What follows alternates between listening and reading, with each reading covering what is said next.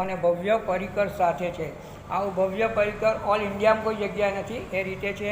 અને બંને અસલ પ્રતિમાની અંદર અખંડ અને અસલ પ્રતિમા દાદાની બિરાજમાન છે.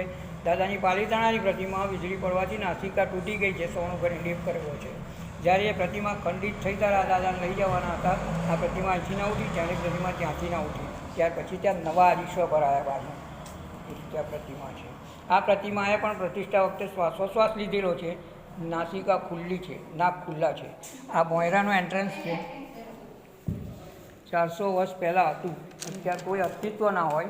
400 વર્ષ પહેલાં મોગલ સામ્રાજ્ય ચાલતું હતું. મોગલ રાજા મૂર્તિ ખંડન કરતા હતા એટલે ભૂગર્ભ વાટે લાવવા માંડી. પણ 400 વર્ષ પહેલાં યંત્રવત નહોતું, ઉંચકી ના લવાય. દેવી શક્તિથી આવેલા એ રીતે દાદા આવેલા છે.